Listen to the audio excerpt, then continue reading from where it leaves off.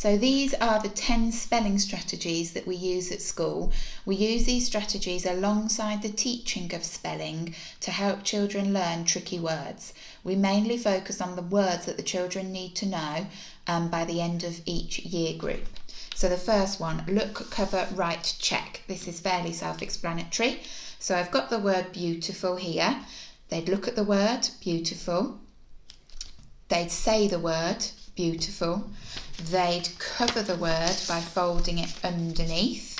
Then they'd have a go at writing the word again by remembering. And then they'd check to see if they got the word right by having a look. Now, spelling is a tricky thing if you're not too confident or not too good at it, because it only takes one letter to be wrong for the whole word to be wrong. So the best thing to do is to tick off each letter that is right, rather than tick off the whole word. And say the child got this A wrong, you'd circle that bit and get them to practice it again. So that's look, cover, write, check. Number 2, this is quite similar to strategy 1. This is called trace, copy and replicate. So the word needs to be written out correctly, first of all, so the child either needs to copy it or you write it out for them. And it can be pencil or a different colour. And they're going to trace over the word that's written. This is helping muscle memory.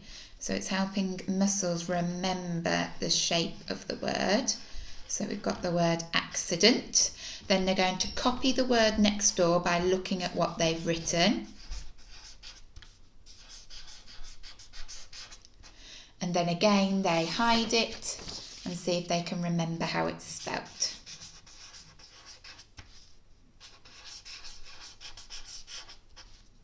And again, when you're checking, it's best to tick off each individual letter rather than the whole word.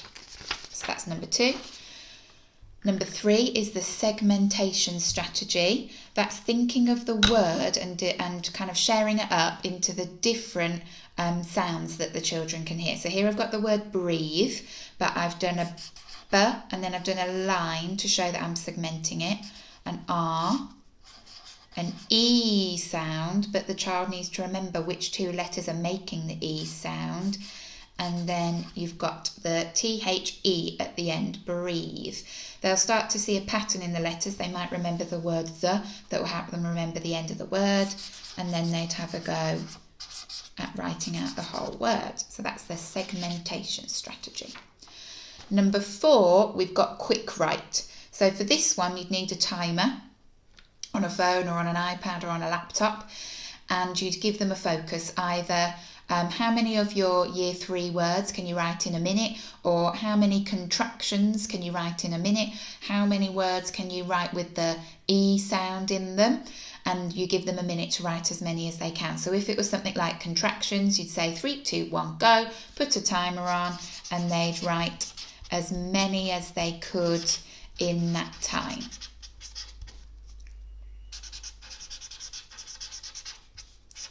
So you get the idea, and then you'd mark it with your child so they can see how many they've got left. This is really good for making little competitions. You could challenge your child and battle against them and see how many words you could write. You don't want them just copying the words out. You want to kind of give them something to do, a task to do with quick write. Okay. Now, for number 5, we've got drawing around the word to show the shape. So this is really good for visual learners. I've got this word totally that's got lots of tall letters and some letters with ascenders, these are called. So letters where they hang down to. You write out the word with enough space in between, and then you draw the blocks around each of the letters so they're beginning to see which are tall and which letters hang down so they can see the shape of the word. So that's drawing around the word. Number 6, we've got drawing an image around the word. Again, really good for visual learners. So I've written the word bicycle, and then I've used the C's to turn it into a little bicycle. And then we've got the word fruit, and where I could, I've drawn different bits of fruit to represent each of the letters. Number 7, words without vowels. So I've got a word here, it's field. So the vowels in the middle are missing. Some children might write field, which wouldn't be right. So you'd circle this bit and you'd talk about the different vowel sounds that can be written in field. And it's an I and an E for field. So that's really good when the vowel pattern's quite tricky. Number 8, we've got pyramid words. This means that the child is thinking about each letter in turn. So they start with the first letter and then they build it up with the first and the second, add on the third, the fourth, the fifth, the sixth letter until they've completed the word underneath. So I'm writing pyramid. Then they can even do it backwards and make a diamond shape. So then they do pyramid without the D on the end, and then they take away the I, then they take away the M, and you can see how that would carry on to make a diamond.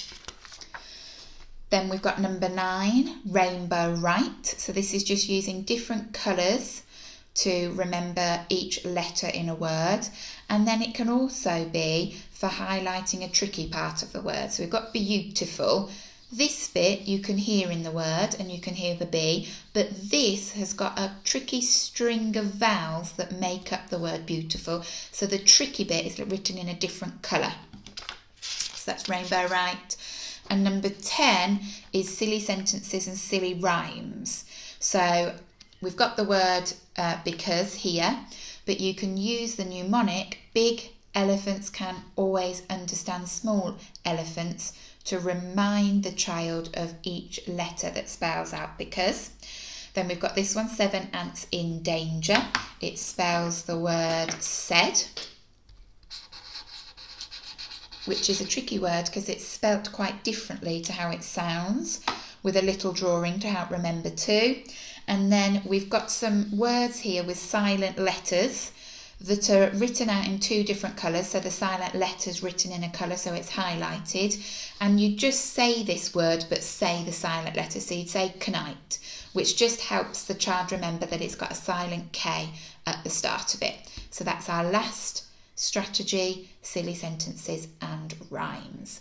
So I hope that helps to give you some ideas of how to practice tricky words in some interesting ways. We use spelling journals at school that have got all clear pages like this with no lines so that children can find strategies that work for them and practice in their own way.